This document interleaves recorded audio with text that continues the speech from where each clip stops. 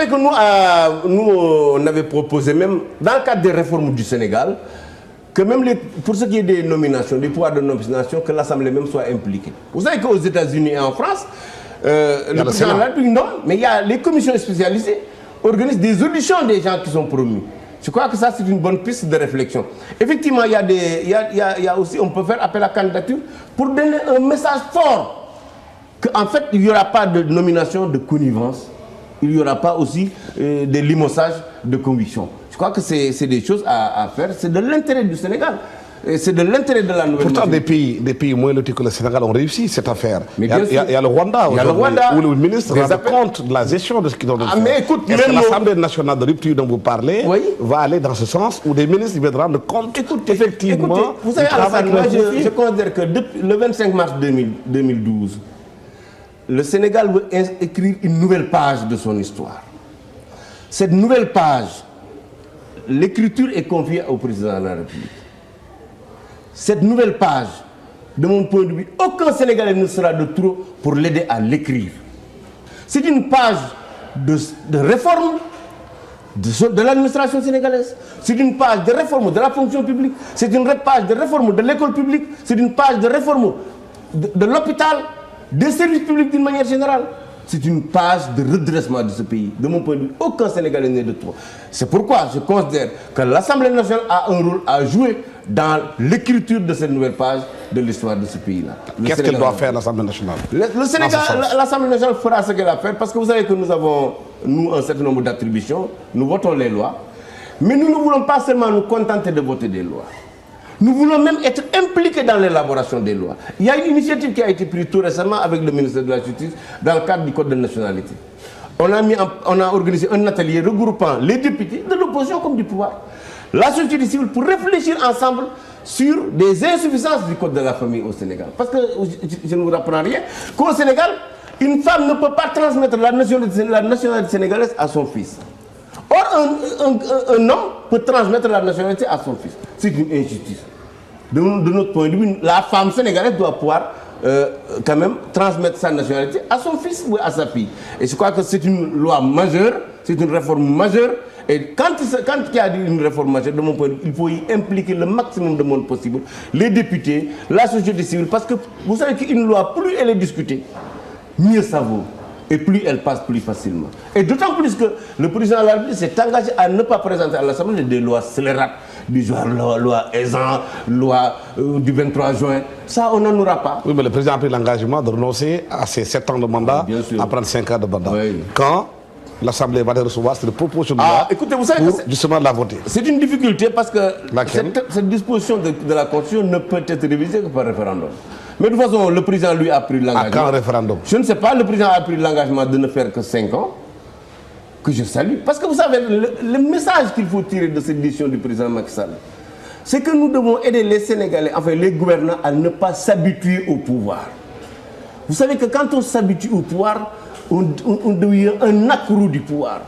Et on est prêt à tout pour conserver le pouvoir.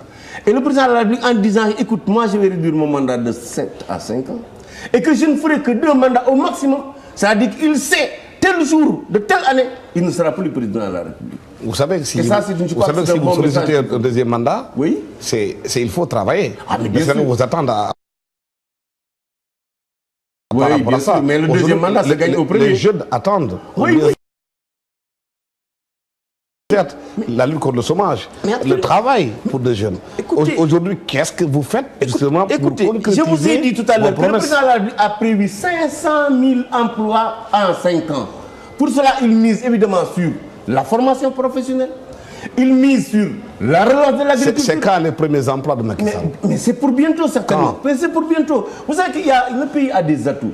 Regardez, si vous allez dans les garages de mécaniciens, dans les ateliers de menuiserie, ou bien dans les ateliers d'artisanat d'art.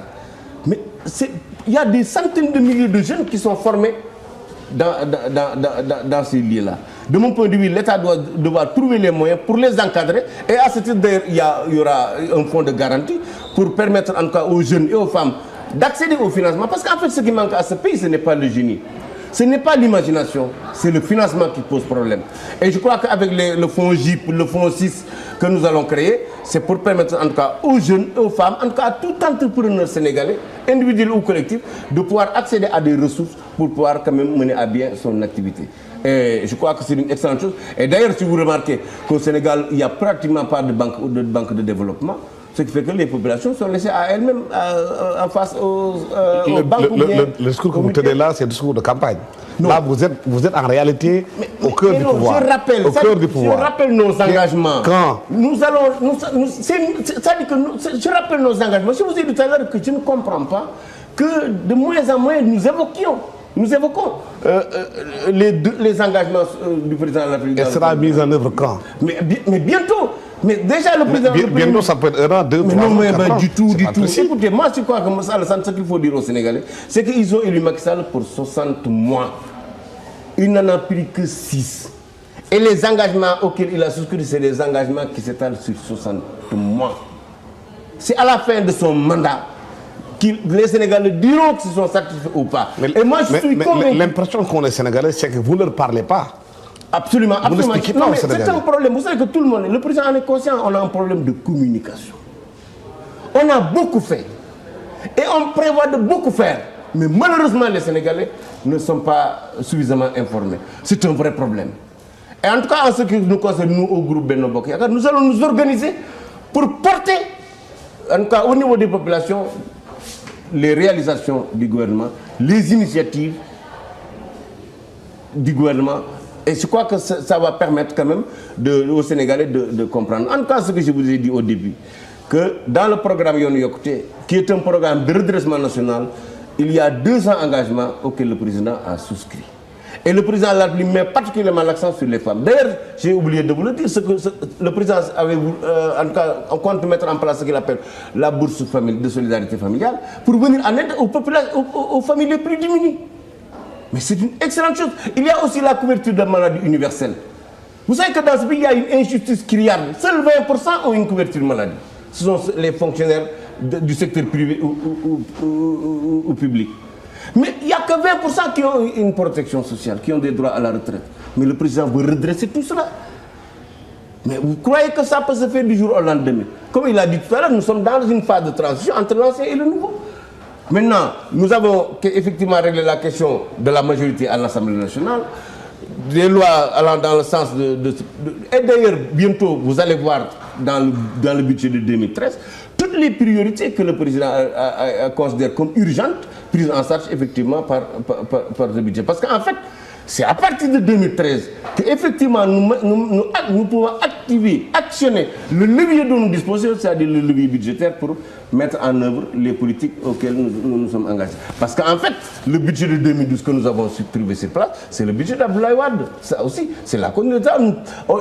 La première loi rectificative que nous avons votée par rapport à ce budget d'Abdoulaye Wade, c'est ce mois-ci, et c'est pour l'essentiel ratifier des décrets d'avance qu'il avait signés.